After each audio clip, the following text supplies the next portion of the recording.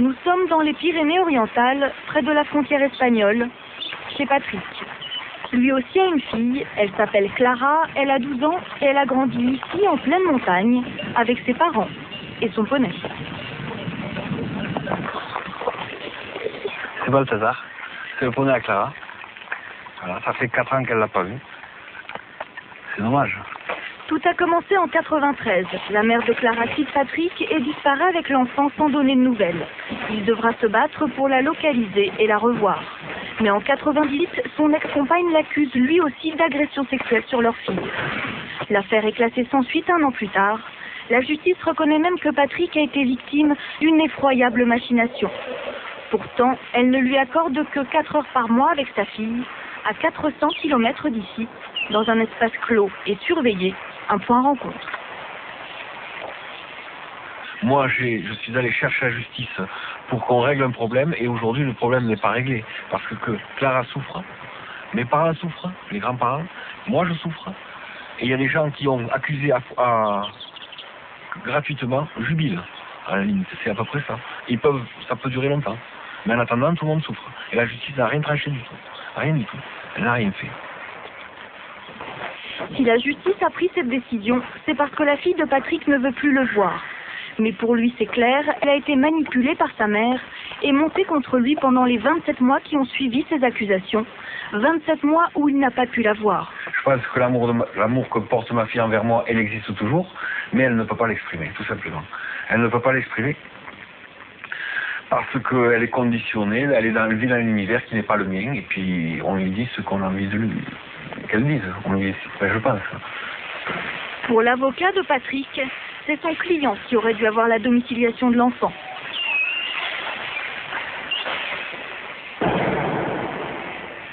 Que lorsque vous avez une décision de justice comme celle-là, dans laquelle il est dit qu'un père a été l'objet d'une victime d'une effroyable machination, il faut aller jusqu'au bout. Parce qu'on sait très bien, à la limite, il faudrait qu'il y ait... Ça veut dire retirer la garde à la mère. Absolument. Et moi, il me semble qu'un parent qui est capable de porter ce genre d'accusation est au moins aussi dangereux qu'un parent qui est capable de passer à des états d'actes répréhensibles vis-à-vis de ses enfants. Il y a d'un côté des violences physiques. Moi, je considère que ces accusations, ce sont des violences morales. Ce sont des viols moraux. On viole les enfants moralement.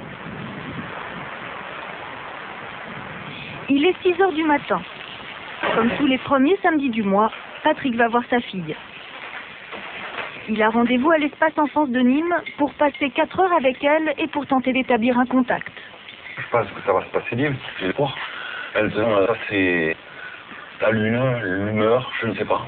Je ne peux pas savoir, ça dépend des jours. Des jours c'est très bien, d'autres jours c'est moins bien. Je prends ce qu'il y a. Des fois elle me parle, des fois elle me parle pas. Des fois elle m'insulte. Des fois elle me dit ouais mais toi... Mais on peut pas savoir. Des fois, l'autre jour, elle m'a craché dessus. Avant de partir, dernier préparatif. Patrick emporte avec lui des galettes qu'il a préparées lui-même. C'est pour sa fille, si elle les accepte. Je vais pas dire que c'est moi qui les ai portées, je vais les donner aux intervenants qui, eux, diront à Clara, tiens, voilà, on a des boulettes, il faudrait que tu les partages avec tous les enfants qui sont dans le coin, puisqu'elles ne mangent pas. Pourquoi vous ne les donnez pas directement, les boulettes? Eh bien, je ne les donne pas directement à Clara parce qu'elle ne les prendra pas, selon moi.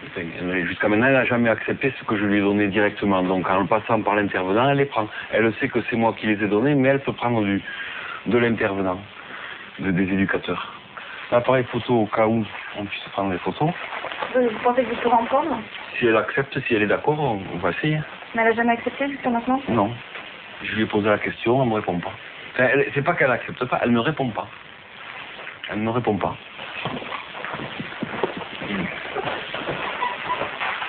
Le jour n'est pas encore levé, Patrick se met en route.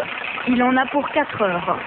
C'est comme ça tous les mois depuis 2 ans, car le point rencontre est à Nîmes, dans la région où vit son ex-compagne. Là encore, Patrick se sent lésé.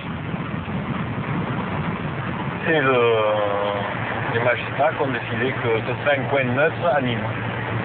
Nîmes, c'est le département de mon ex-compagne. Entre le département du Gard et les Pyrénées-Orientales, il y a 2 autres départements, ils ont choisi le Gard. Donc c'est neutre. Non, ça m'énerve pas, ça me fait rigoler, c'est l'équité qui me fait rigoler. Un, il fait 300 km tous les mois, plus de 300 km tous les mois, et l'autre, il en fait 30. Voilà, c'est équitable. Patrick arrive à Nîmes, il a 10 minutes de retard. C'est dans ce local, il va passer 4 heures avec sa fille. Un espace collectif, 26 parents défilent ici aujourd'hui. La plupart sont là comme Patrick sur décision de justice, encadrés par des professionnels, éducateurs, médiateurs et psychologues. J'ai apporté... Sa fille est déjà là, il va tenter d'engager la discussion. Bonjour Clara, tu vas bien? Tu vas bien? Oh, Clara. Clara, tu m'as pas dit bonjour. Avec la main comme ça.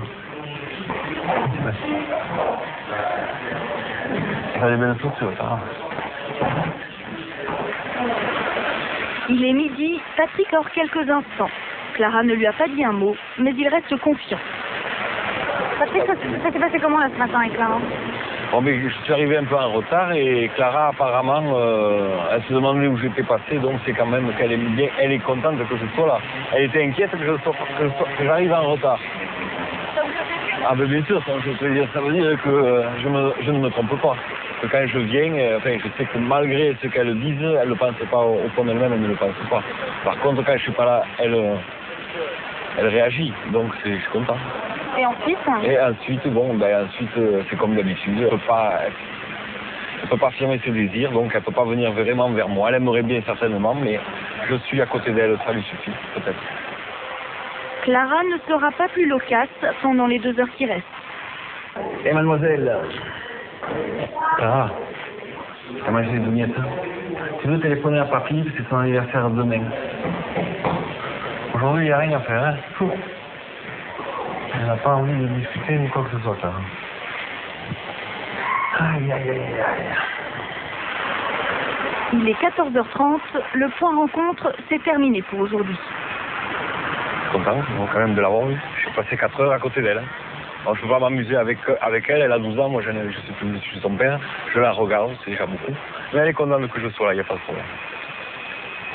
C'est pas beaucoup, mais je me contenterai de ça. 4 heures sans une parole, mais Patrick veut y croire, il reviendra ici le mois prochain.